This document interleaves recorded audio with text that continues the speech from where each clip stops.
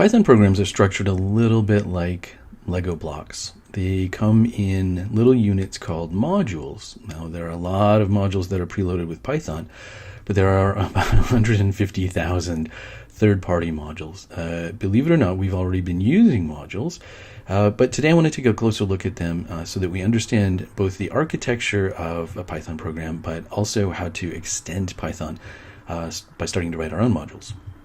One of the most important concepts on our Python learning curve are modules. Modules become the basic architecture of any Python program that we write. And we've already played with modules a little bit. We've used them, but we haven't looked at them really directly. So in this lecture, I'd like to take a closer look at modules so that we understand how they work. And then as we go through the rest of the term, we can actually build our own. And we've already seen that Python tends to run lean and mean. That is to say that Python knows how to do things. Python knows how to choose random numbers. Python knows how to work with comma-separated values files. Python knows some math concepts. It knows tons and tons and tons of things. But as I have mentioned, Python runs lean and mean. On any given day when we start Python, Python hedges its bet. And Python says, you're not going to need all of that stuff today. You don't need to read CSV files. You don't need to know what math.py is. You don't need to know any of those things. However, Python has all of those things as a part of its giant package. If you install Python, you install all those things. These collections are things that we call the Python standard library. So we've already played a little bit with choosing random numbers. We maybe have looked a little bit at math. The CSV module isn't on here. There are over 200 of these modules that come loaded with Python. So Python has access to all of these, but on any given day, any script we're running, Python just says, you know what, you're not going to need those things, so I'm not going to load them unless you tell me otherwise. And that's what we're going to learn about today, is telling Python otherwise. So this idea that Python is broken down into these libraries of tools and utilities and code and even sometimes variables or constants or some other kinds of data, the concept that Python is broken down into all of these different subparts is the basic fundamental architecture of Python. And so getting used to that and learning how to accommodate all of these modules is a pretty important part in our learning curve. But this is an extensible model. So these are the library modules that come standard with Python. But third-party groups have also written giant modules. And in fact, believe it or not, I even think this is an old number, there are over 153,000 of these third-party libraries that are modules that we can install and use. The great thing if you've installed Anaconda is that Anaconda includes a whole bunch of these. So Anaconda gives you not only Python and all of the yellow standard library modules, but it gives you a ton of these green third-party libraries. Maybe not all of these, but there's some really important ones like the NLTK, which is the Natural Language Toolkit, which is great for text processing. Beautiful Soup, which is great for building scrapers and working with markup languages like HTML or XML. Scrapey, which is a great framework for building web scrapers, or NumPy, which is numeric Python, or the machine learning group of scikit-learn, or if you've come out of R and you work with things like data frames in R, Pandas is a really nice module that allows you to work with data frames in Python. Now, none of these are standard. They're all third-party libraries. Anaconda has been very nice to us and has said, we're going to maybe pick some of these that are really, really popular and that you may want to use at some point. So if we all install Anaconda, we start to get a lot of these third-party libraries. But we can even build our own. So if we're working on some sort of baseball simulation, for example, we might actually build a module so that we can use that over and over again, or different assignments I've done in a Python class, like a machine learning thing, trying to guess a movie's genre based on its title, or doing some sort of interesting text analysis tools. So we can easily build our own modules. And in fact, if you've even written one Python script, you've already built a module. They're actually that easy. So in some senses then, a module is just an external library of additional tools. There might be verbs in there, things that that module can allow us to do. There might be data in there. It might load a library, another library, an archive or something. It can do some stuff for us. It can contain data, right? And we bring all of those libraries into our scripts with an import command. And that's how we get it into our script to begin with. So if you look on the right here, this big black box is my script, and I've just imported 3 modules. I should have given them real legitimate names, but just to make it really simple, I call them ABC. And so what we do is we say import A. Python goes out and it finds out where that A module is, and believe it or not, it lives in a document called a.py. So Python finds that and it brings it into our script. It just basically copies and pastes it right into our script as if we had written it ourselves. And then you can see down at the bottom here, I'm actually using, in the bottom of the black box, I'm using parts of those modules. So let's imagine maybe I'm building a kind of a text analysis corpus or something, and that module A has some particular text in it. Maybe they're from, I don't know, the 1700s. And then B maybe has some other texts. Maybe those are from the 1800s. And then maybe C has some verbs or activities or processing things that I can do. So I can process the texts in that corpus and gets out some sort of an answer. Or maybe it's a data visualization library, something like that, right? Now, most of the time, not always, but most of the time, importing a module doesn't really do anything. So it's usually full of data. It's usually full of verbs called functions, which we're going to talk about really soon. It doesn't necessarily do the processing for us. It's sort of like a library in that sense, right? We check out the book, we bring it home, but it's still up to us to read the book and to make it do some things. The place where a lot of these packages and modules live are on a website called pypi.org. And that stands for the Python Package Index.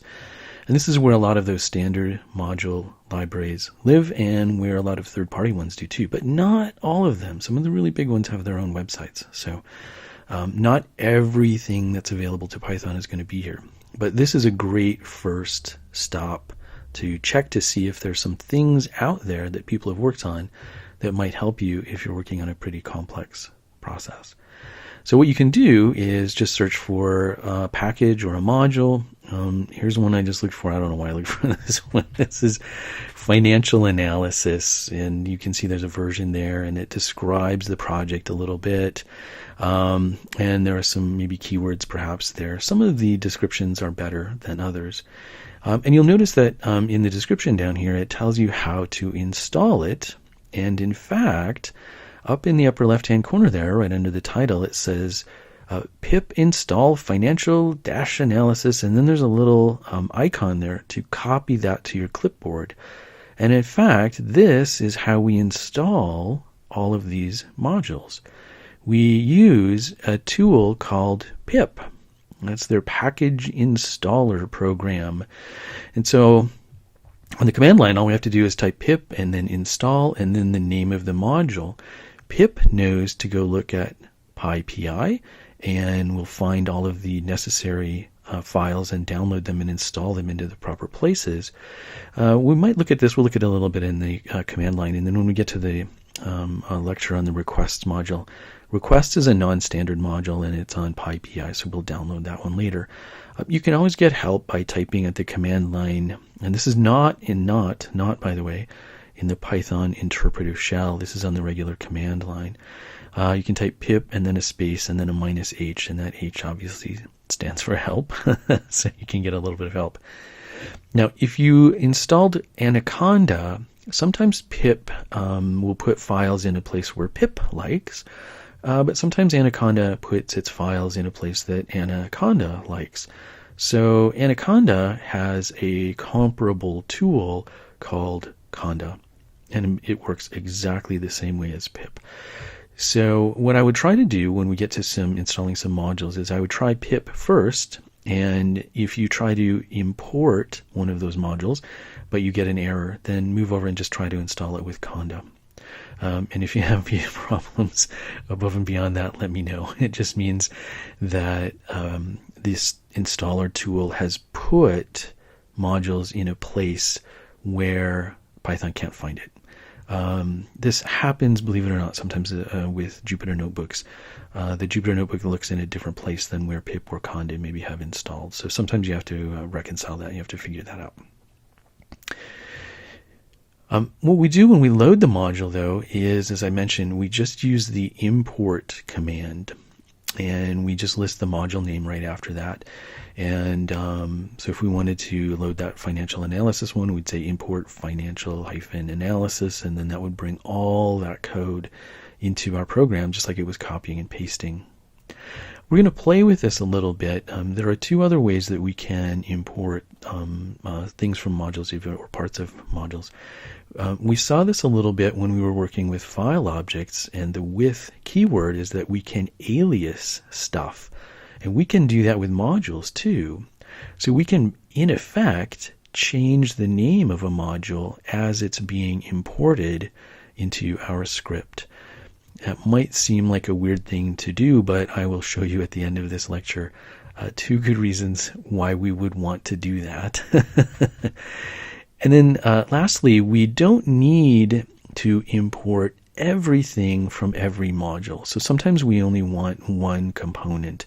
We want one piece of information. We want one function or one verb.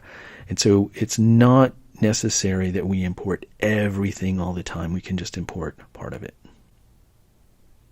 We'll see this too again in just a second. I can flip over to the command line. One of the important things about modules, and this is really crucial for beginners to remember, is that import works one time. And so if we needed to re-import a module for some reason, like, for example, maybe it's one that we are working on and we're changing the code, and as we change the code, we have to re-import the module, Python says, well, I ain't doing it for you because I checked. I already imported that thing once, so I'm done. But we needed to go back and get it again, and so we need to reload a module. So import does it once and only once, but reload will go out and get that module as many times as we need. What's kind of weird about this is that the reload command is actually in a module that we need to import, and it's called the import lib or the import library. So this is a two-step process, and so I'll show you this on the terminal window. Anytime I'm working on a module or writing my own, and I get into, say, the Python interpretive shell, for example, or into a Jupyter Notebook to work on these things, one of my first steps is always to make sure that reload has been imported from the import lib library, because I make a ton of mistakes when I'm programming, and I got to reload those things many times. If you look at some older Python documentation, a couple of earlier versions of Python, especially before 3.4, put the reload function in the imp module, but it isn't there anymore. So just a quick heads up, if you see some documentation or you see an old website or you see some old Python code and it says from imp import reload, it isn't going to work anymore because the reload module is now in import lib. All right, well, over here in the terminal window, let's just look at pip for 1 second. So if I type pip h, text is huge right now. You can see what I get. Usage is pip, and then in kind of angly brackets there, I can do a command, and then there are certain options on there. But you can see what I've got. I've got, install and download and uninstall. I can do a list, and I can see all of the installed packages that I already happen to have. I can show, I can check, I can do all kinds of things. I can change some configurations and different things like that. I can get a verbose mode if I wanted a little bit more output. So there's a ton of things that I can do with pip, and so if I just say pip list, this gives me a long, oh gosh, a long list of all of the things that I have installed here. And so what you can see is the name of a lot of these modules. I'll get to the top here, I promise. There you go. So you can see the name of the package, and then you can actually see the version that we currently happen to have going on. What we'll do in one of the next videos is work with the, oh my gosh, I can't spell. Okay, let's try this again. We're going to work with the requests module, which is a way that we can turn our Python script into basically a web browser, and we can download web pages. Now I already have that installed, so it will go through the process and it will notice that I, right now, happen to have everything installed, and it's just going to say, hey, there's nothing for me to do. But so you can see this requirement already satisfied, So everything that I need is already there. But if I didn't have it, what pip would do is download all of these things, and it would install them in the proper place. It would go into the giant list of packages or modules that I have installed, and now then we can use it. I'll look at this again in the next lecture when we actually work with the requests module a little bit so that we can download information and data from the web. But let's just play with a couple of modules. So what I'm going to do is get into the Python interpretive shell, and I'm just going to start to import a few things. One of them that we were looking at once upon a time is the math module. And so I can import math, and again, no news is good news, and that means that math did import properly. And if I want to look inside math, and we've played with this a little bit before too, I can actually do what's called a directory. And I can see all kinds of things in here. And we noticed already that there are some what we call dunders, some double underlined things. These are kind of magical, and we'll maybe talk about them a little bit later. They're a little bit more advanced, a little bit more sophisticated. But you can see all kinds of things in here, like arc, cosine, hyperbolic cosine, arc sine, a lot of trigonometry sorts of things. We can do some rounding things with floor. You notice that pi is right down here. There's an exponential power function, all kinds of things. Logarithms, right? Regular logarithms, log base 10, log base 2. There's a lot of stuff in here. If I wanted to look at one of these, what I need to do is I need to specify the name of the module that I just installed or just imported, which is called math, and then look at one of those things. So pi is a variable or a constant that lives inside the math module. And so if I say math.pi, there's the value of pi, and I don't need to do anything about that. If I want to do some trigonometry and I want to know what the cosine of 0 radians happens to be, remember your trigonometric circle, this should be 1. There it is, that's 1. And so if I needed to do any of those trigonometry things, or square roots is even there too, right? So I can do math square root of 9, 3.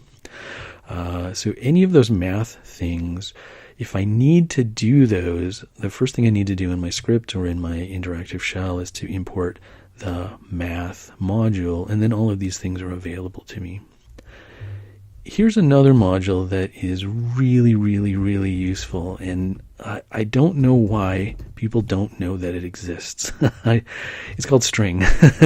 And so if I do a directory of string, you can see some of the things that are in here. Again, there's some magic methods up there, but don't worry about those. But here are the things that I think are really interesting, like ASCII letters. That stands for the American Symbolic Code for Information Interchange. It's just pronounced ASCII. We've got all of the letters, and we've got lowercase, and we've got uppercase, and we've got digits, and we've got punctuation, and we've got all kinds of things. So let's just say I need the alphabet. Well, it's already there. ASCII lowercase. There's the alphabet. If I want all of the letters, and I just go back to ASCII letters, and there's all of the lowercase and uppercase ones. Let's say I just needed digits, and I can find digits as well.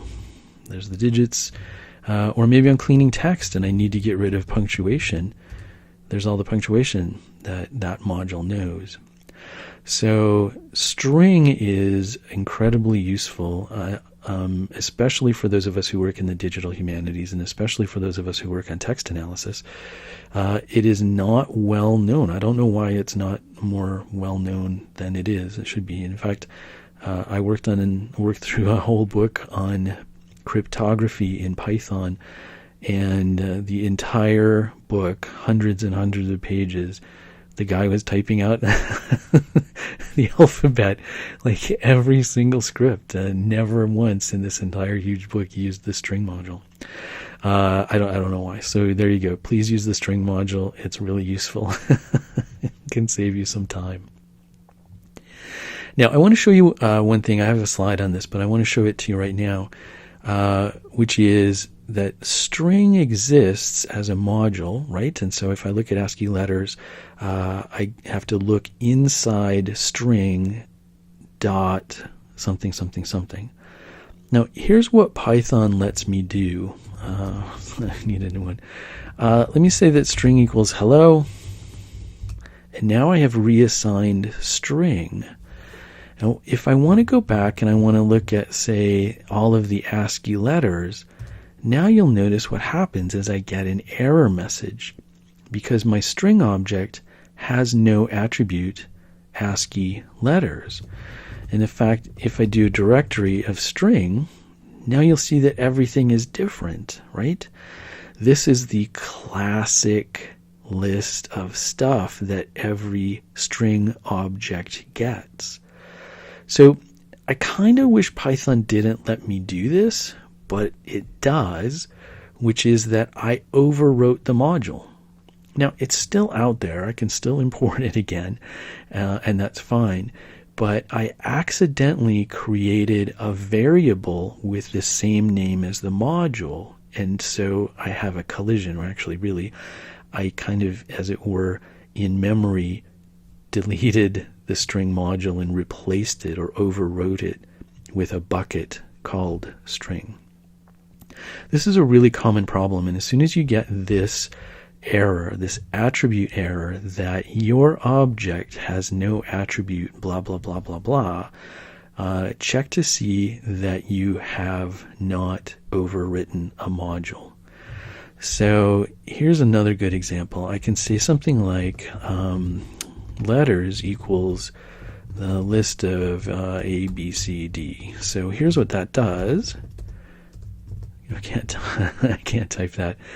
It takes a string, a 4-sequence string, and the list function breaks it into individual letters, and I create a list out of it to the square brackets, which is really nice. But now what I can do is, look at me making a goofy mistake here. I just created a new bucket variable called list, and I put into it a string. But now look what happens if I go back and I try to create a new list out of something else. Well, let's just put in a couple more letters there just for funsies. Now I get a type error that the string object is not callable. And that's because I overwrote the function. So the function that takes a string and gives me back a list, I have overwritten to be a bucket variable. Now, I wish Python wouldn't let me do that. I think the word list should be a reserved keyword that I am not allowed to use. I kind of understand why it wouldn't say that string is a reserved keyword, but I think a list is pretty important, and I think that it should not allow me to overwrite that. So what I can do is, this is why aliasing becomes really important. So I can import string as, let's just do st. So now I can type out whatever the ASCII letters are, and now you can see that I've got that. But I have not brought in the string module and left its name as string. I have reassigned a new name called st. That's arbitrary. I could call it banana, I could call it goofus, I could call it anything I want to. But this is one of the reasons why it is possible to alias a module as we import it. So we avoid these sorts of collisions in our space as we're working with our code. Let's play with one more thing. Here I just have opened my text editor. I'm using Sublime today. And I created a file that I've saved in my local directory. I just called it secret.py. And inside, all I have done is to create a keyword. My secret keyword is banana. And if I go back to the terminal window and I just do a directory listing, you can see this is where all of my files are. But here's secret.py sitting right there. Now what's interesting is if I drop into the interpretive shell is that secret.py is actually a module. And so I can import secret. Now, when I import that, I don't put on the .py. I just import secret.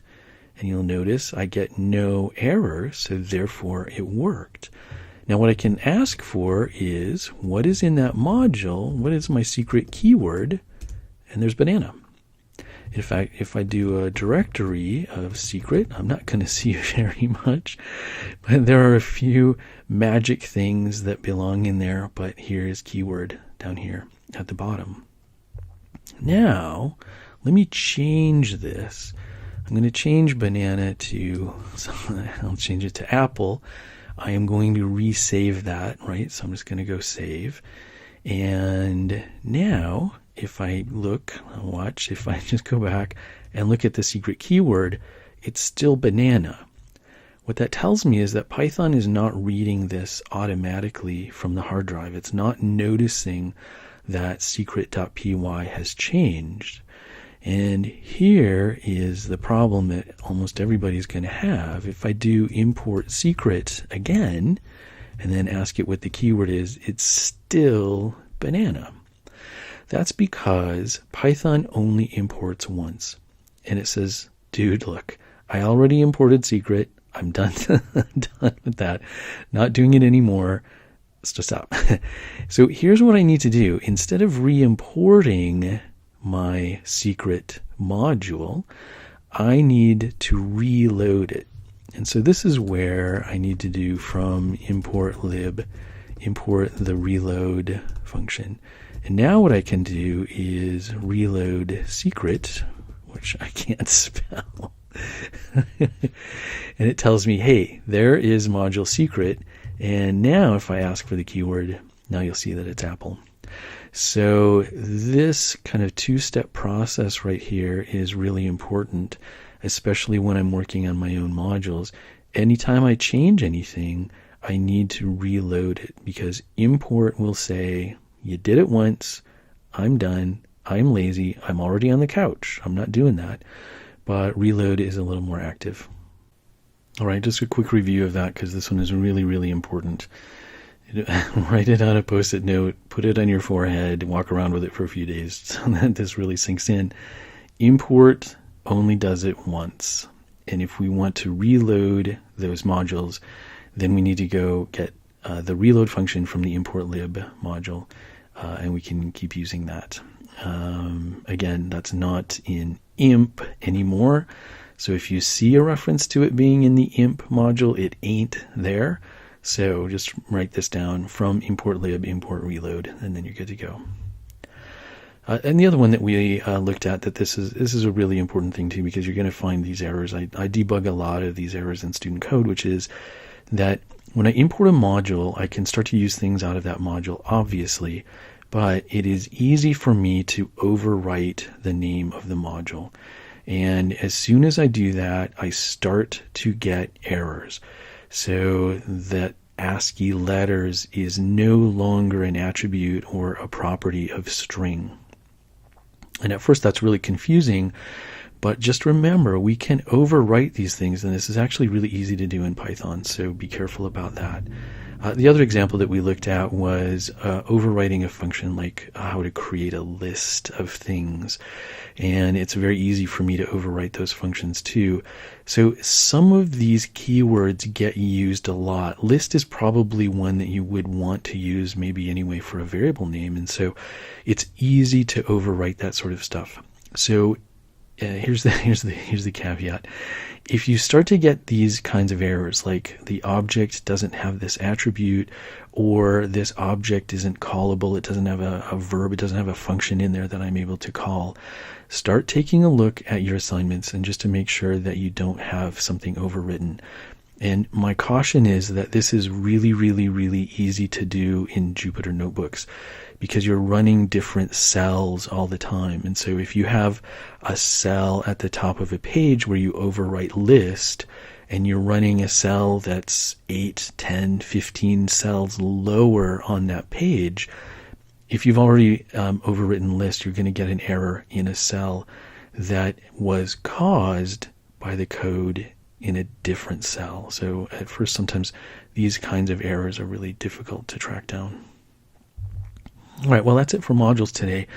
We're going to go on and we're going to look at the requests module as a way to turn our web script into, turn our Python script into a web browser.